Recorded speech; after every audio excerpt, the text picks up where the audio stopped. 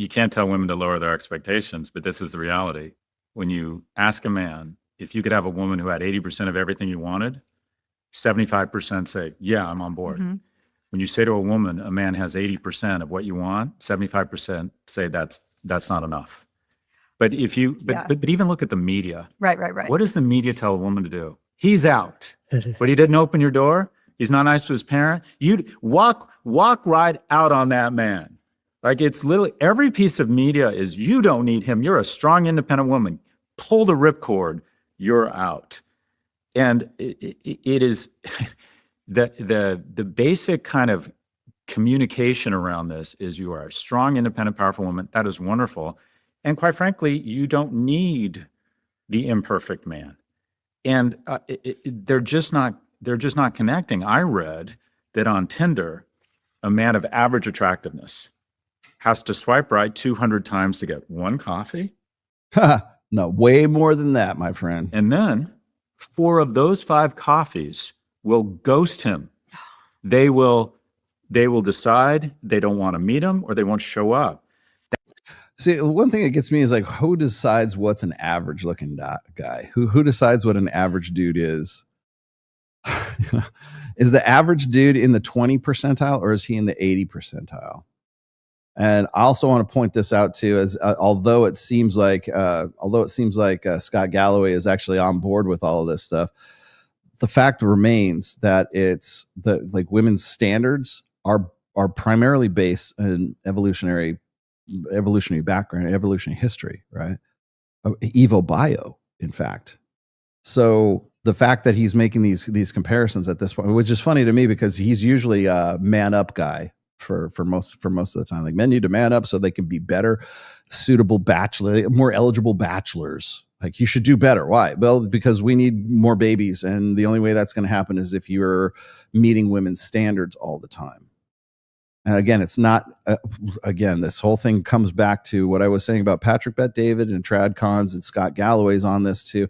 And most of the guys who want to dip their toes in the manosphere or dip their toes in the red pill, topics right now, their cure for everything is more responsibility for guys and not understanding authority. But the other part of it is that, as far as that man up, responsibility, shit is concerned, is it's never 2 ways. It's never about the chick, right? So if he's talking about the impossibly high standards that women have, and they're told through society to pull the ripcord and all this other stuff, you got to remember that a lot of that is basically naturalistic. It's just simply the part of women's operating systems, and it comes back to what were we saying before? Dualistic mating strategy. What is that based on? Well, we used to call it hypergamy, but if we want to call it dual mating strategy, okay, so be it. What's it based on? Alpha fucks and beta bucks. If women can make their own security, if they can get the bag, if they can be educated, if they can own more homes than men, if they can have better jobs than men, if they're basically become the men that they wanted to marry, as Gloria Steinem said back in 1970, if they can become the men that they wanted to marry, if they can cover the beta buck side of the hypergamous equation, what's left? Alpha fucks. I want to fuck the hot guy. And that guy, that average guy, is not hot. I went through all the trouble to make sure that I ensure my long-term security, whether it's through divorce or through child care or through Title IX or through special dispensation for women, or maybe she just did it on her own and she just busted her ass and she did everything that she was told to do, that feminism or her mom or society or Beyonce or whoever, pop culture told her that she should do to be a strong, successful, strong, independent woman. She did all of that. She followed those rules, and now she can't understand why she can't get a man. Well, she can get a man. She just can't get the hot guy in the foam cannon party in Cancun on spring break. She was drunk, he was cute, and one thing led to another. She can't get that guy. That's the guy she deserves. She deserves the total package. It's the she doesn't even have to be on OnlyFans to do this, right? But it is the pretty woman pattern template for the female life story, which is I am the hooker with the heart of gold. Now, they don't have to necessarily be a hooker. They just have to have all of the beta buck side of the equation taken care of. So if she's making this amount of money, she's got this kind of education, she's got this kind of self-impression and this ego developed as a result of that. She's more or less in shape in some way, shape, or form, but she's taking care of all of the things on the beta buck side, provisioning, protection, and parental investment. She's taking care of all of that for herself. The only guy who is suitable, the only guy who is an eligible bachelor is the fucking Chippendales dancer, is the guy who has got a 10-inch six-pack abs, V-taper, wide shoulders, built like me, has all of those physical prerequisites, because she doesn't need his provisioning. She doesn't need his security. She doesn't need his money because he doesn't have any money. He's just the hot surfer dude that she happened to fuck. That's what I talked about this with Coral, and you'll see when you see the video that I did, the interview with Coral, I talked about exactly this. When women can account for the beta buck side of hypergamy, no one else will do except for the hottest guy that they can fuck. You want to know why women go on sexual tourism thing? There's what is it? I think I was reading this article was women in the UK, like middle-aged women in the UK, will go on sex tourism. They'll go to African countries. They'll go to Jamaica. They'll go to Aruba. They'll go to, there's certain other places I can't remember. But they're usually these coastal communities, and they'll go there and they'll fuck the locals. And the locals know they're coming. And so they cater to to middle-aged women who are either divorcees or they've never been married, in their entire lives, and they think they're in love, and they fall into the same trap that a lot of sometimes passport bros do.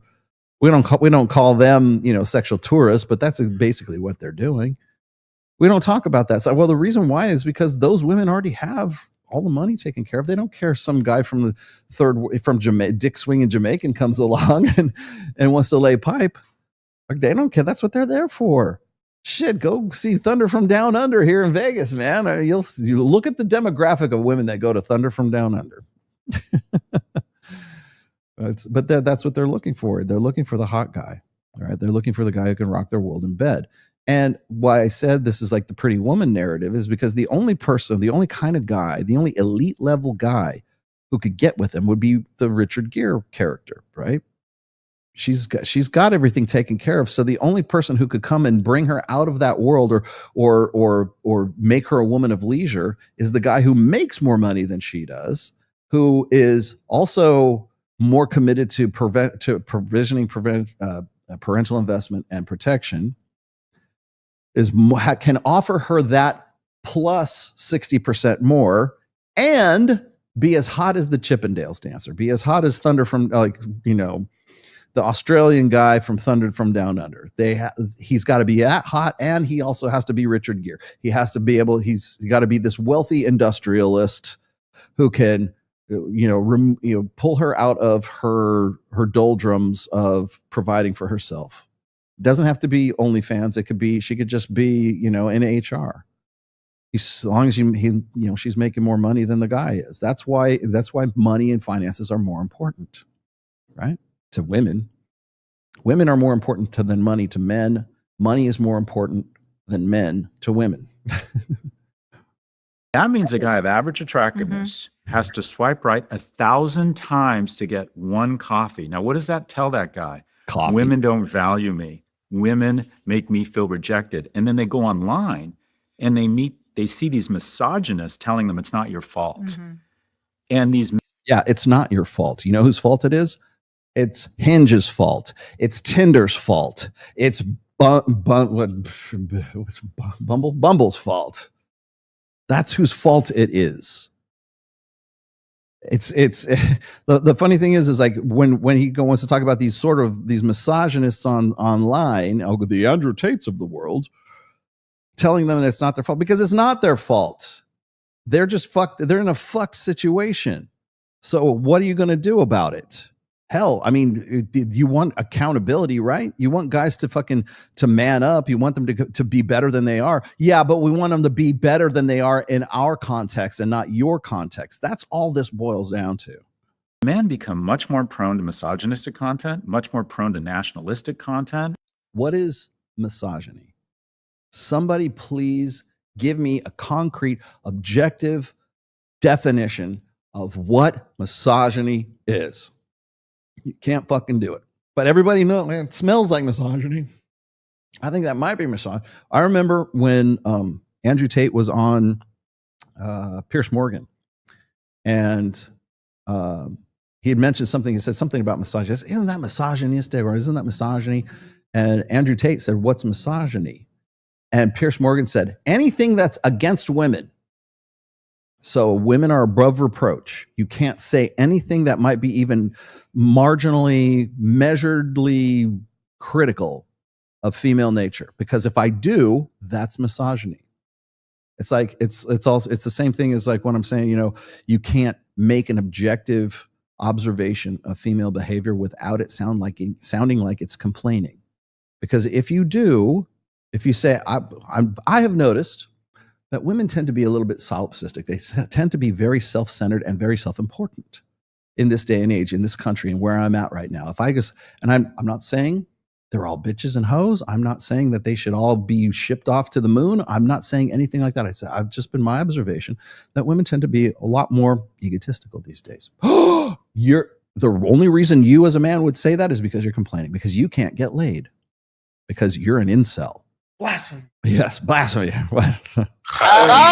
Yes, there you go.